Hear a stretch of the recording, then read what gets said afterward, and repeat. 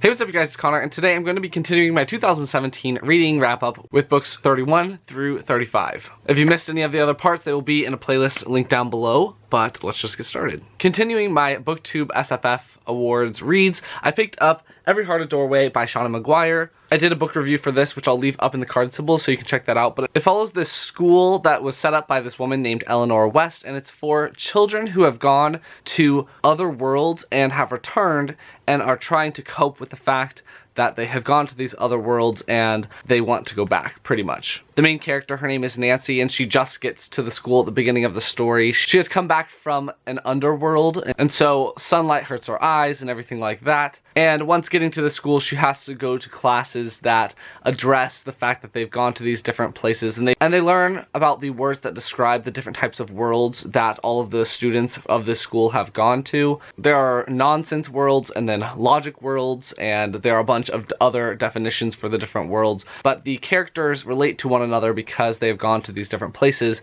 but they have all had very different experiences. While at this school, it starts to become more of a murder mystery because students start to get murdered, so you're trying to figure out who is causing all of these murders and why. I enjoyed this book. It was a very fast read because this is nominated in the short fiction category because it's a novella. I enjoyed myself while reading it. I liked the murder mystery aspects. I love the concept of this world because it just makes me think of all of the portal fantasies that I've read where the people have gone off at adventures and then have come back to the real world, and that's kind of the end of their story. And I like that this one is about after they've had their adventures, what happens next. This idea is an idea for a novel, and I think that it suffered from not having enough time to really expand some of those details. The beginning of the book very much focuses in on the worlds that these children have gone to and the process of them coming to the school and everything like that, and then the second half of the book is all fast-paced, rushed, murder mystery madness, and I wish that there had been some more time for the mystery and some more time explaining the different worlds, but I did enjoy myself, so I gave it 4 stars. The next thing I read is a short story, and that is The Dream Quest of Velit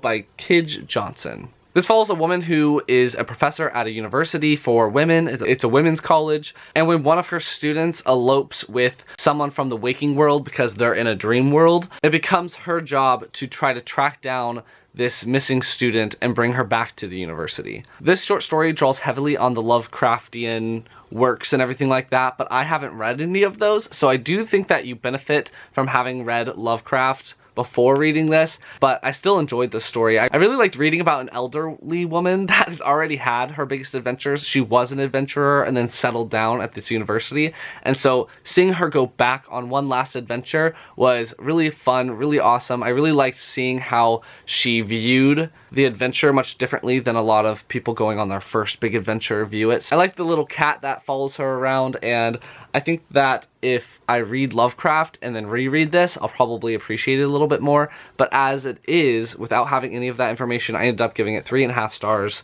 and I enjoyed it. I then picked up Cinder Volume 1, which is by Jeff Lemire, I don't know, and Dustin Wynn. I picked this up because the second volume is nominated for the BookTubeSFF Awards in the graphic work section, and this one follows this little robot boy who was invented as a companion for whoever he's assigned to. He's basically supposed to be the boy's best friend, and he adapts to how that boy lives and everything like that. He's an AI system, basically. At the beginning of the book, the human civilization is attacked by these enormous robots, and then the humans decide that the AI systems need to be destroyed, and somehow this robot android boy named Tim21 has been overlooked and was not destroyed. It then goes into a crazy chaos adventure of people trying to find Tim21 and figure out how he's gonna help the humans fight against the potential threat of these enormous robots coming back and attacking them. I really like this comic book. I ended up giving it 4 stars.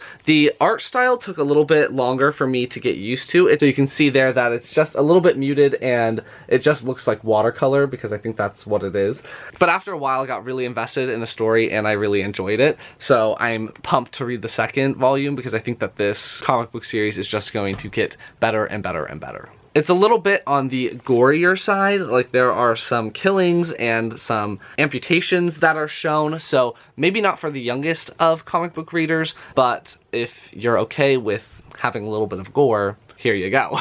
After After that, I picked up Yes Please by Amy Poehler. I actually read this book. I did not listen to it on audiobook because I had the physical book and I don't really listen to audiobooks. Obviously, this is Amy Poehler's memoir. It was published in 2014, so after the ending of Parks and Rec, which is one of my favorite TV shows because it is so funny. It doesn't really have too much Parks and Rec stuff in there. There is some stuff, but it just talks about her growing up and everything like that. I enjoyed it. It wasn't everything that I was hoping it would be. Some parts left a bad taste in my mouth because I enjoyed it. I laughed a fair number of times. I ended up giving it 3.5 stars. Once I decided to start sharing every single funny part that made me chuckle with whoever I was around while reading it, that made it a little bit better because they were laughing too, so it made it a little bit better. But yeah, I was kind of expecting a little bit more, but you know, what are you gonna do? One thing I did like about the physical book is that you get to see all the pictures and everything like that that are included. There's actually quite a lot, but they are also pages that just have huge words like that. So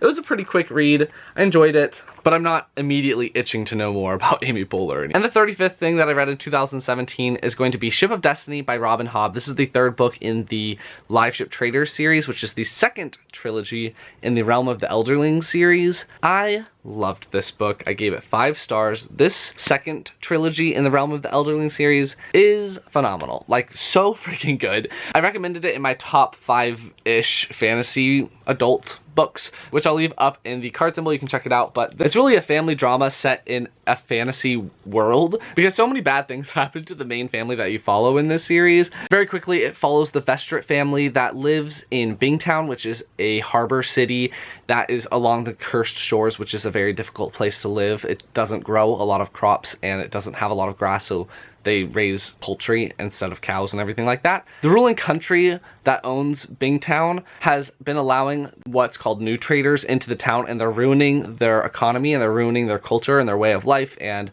they don't care about the traditions that Bingtown has. And the Bingtown traders have a relationship with the Rainwild traders, and the Rainwild traders live up this toxic river, and the only way to get to them is through these special ships called live ships, which are made by the Rainwild traders. And the live ships, once a certain number of people from a specific family die on the deck, then the live ships become alive and are able to help navigate and everything like that. There are a lot of other things that are obviously happening, like pirates and these sea serpents and a lot of stuff. 5 stars, definitely recommend it. So there are some overlapping things between the Farseer books and this series, but if you really hate the Farseer books, I think that you'll still really like Live Ship Traders. So if you don't like that one, try this one. I'm almost positive that you'll like it because it is so good. So those are the next 5 things that I read in 2017. Let me know down in the comments what you've been reading. If you like this video, please give it a big thumbs up, and I will talk to you guys next time.